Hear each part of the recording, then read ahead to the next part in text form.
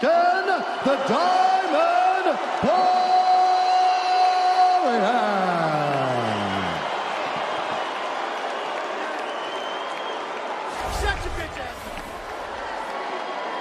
I am here with the winner, Dustin Poirier. Dustin, first of all, congratulations on a very impressive victory.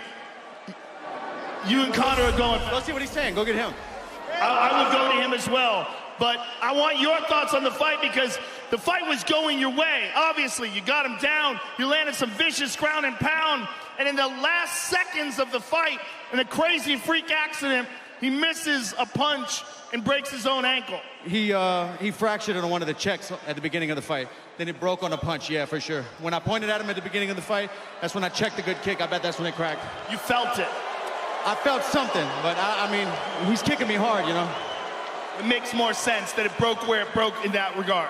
Yeah, it was probably cracked, and then just on the twist of the punch, finished, you know. This is a very strange fight in that the first fight, there was all this animosity. The second fight, Conor was very friendly to you.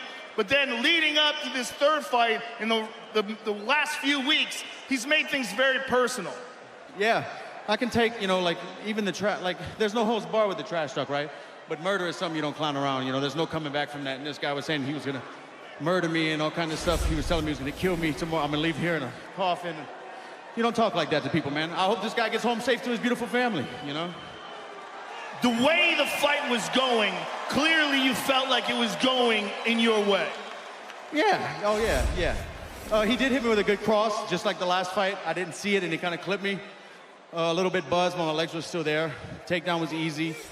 He was putting his fingers in my glove and pulling me down to throw the up kicks. I was trying to let Herb know that this guy's a dirtbag, man. The ground and pound was very effective. And everybody booing, you can kiss my whole asshole. Dustin, is this in any way anticlimactic for you, or are you happy about this victory? I mean, dude, you know, karma's not a bitch, she's a mirror. And, you know, this guy's said the wrong shit, and I've been busting my ass, and sometimes these things happen. And, nah, I beat the guy. Well, you're a good man. Congratulations, sir. Enjoy your victory. Everybody, go to thegoodfightgroup.com. We're raising money. Me, Justin, Ren, Manny Pacquiao. We're raising money to build housing in Uganda for the Pygmy people.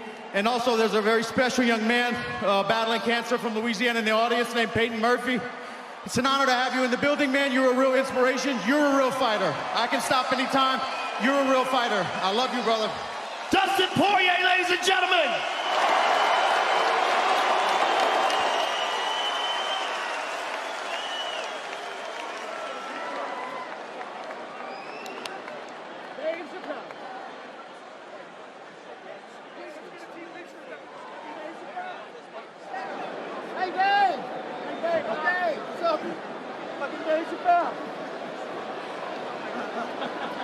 Joe is efforting an interview with Conor McGregor and is moving in now, I believe. He's trying to get close enough to talk to him.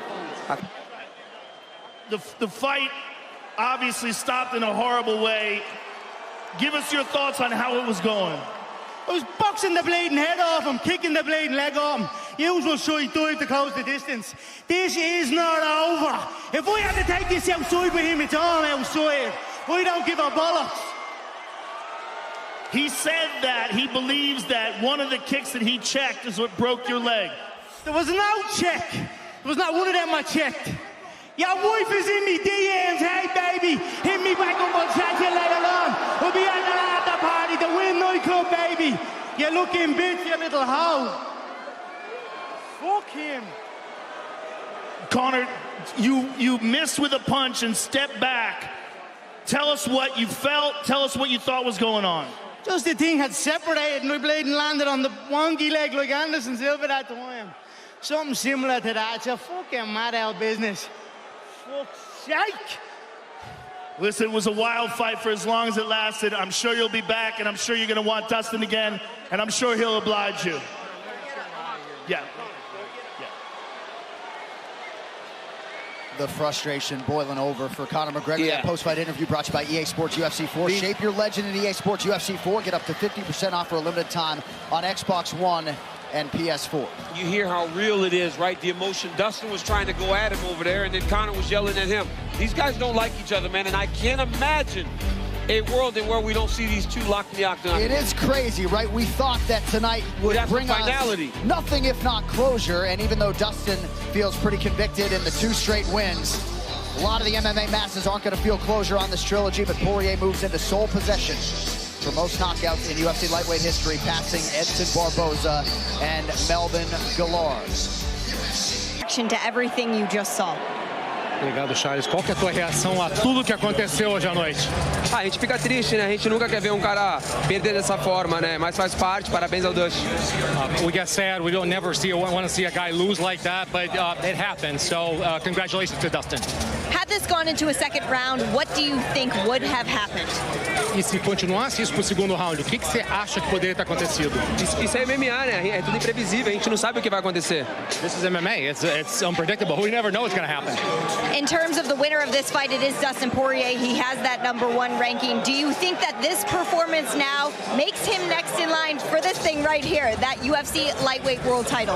E agora, a colocação que ele se coloca agora depois de uma luta como essa, você acha que essa luta, essa vitória, coloca ele como o próximo na linha para isso aí? Eu acho que na realidade essa luta era para acontecer faz tempo e agora mais uma vez ele se evidenciou a isso. Em dezembro a gente vai estar pronto. Actually, it's a fight that I thought that it was going to happen. It had to happen for a long time, and if it happens, I'm ready to go. So tell me what that matchup looks like then, Charles. E agora, o que você... Can you repeat that? I couldn't hear you. Oh, what does that matchup look like between he and Dustin? E como é que vai ser essa luta de vocês dois? Vai ser uma guerra. Eu sou o campeão, é uma história gigantesca, todo mundo sabe disso. Eu tô pronto para isso. It's going to be a war. I'm the champion, and it's a huge history. I'm ready for this. Excellent. Well, we're ready to watch. Charles, thank you so much for your time. We'll see you soon. All right, guys, now out to Max and Brett on the mezzanine outside. Guys, take it away. Thanks, Teddy. It looks to me like Conor has entered that phase of his career where an ending like this may help him in a way, because people are saying, even on this broadcast, well, there wasn't a definitive conclusion to the fight in a fight that he was clearly losing. Your thoughts? It's not going to physically help him, and you know, you think about Joe Theismann, you think about the football injuries, that when you've seen this kind of injury before, not everybody even returns from that injury. So that's the first thing you got to think about, is how unfortunate that is and how dire that injury can be. But for me, he was winning the fight, Poirier being he, is always about the battle of geography. Who wins the battle of geography?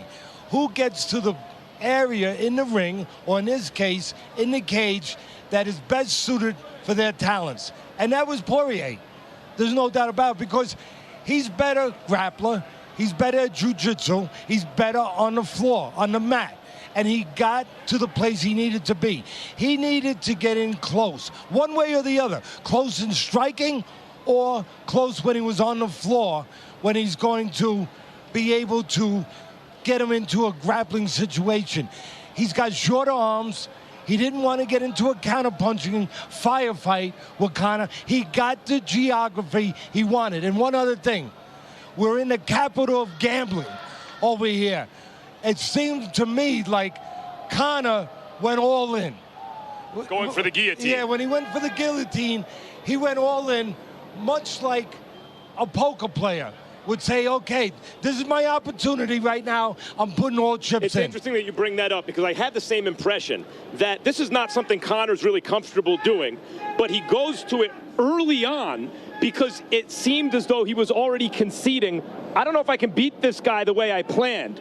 Let me try something to upset the odds a little bit. I'll take a risk, but at least there's a chance to win in that risk, and it didn't work out. Yeah, you know what? That's a fair enough point. But again, there's no doubt about it that he went all in, and there's a gamble when you go all in, but you're putting all your chips into one place. But I think that at the end of the day, he was trying to stop. Poirier had gotten close into striking distance, his geography, his striking distance with his shorter arms, and he was.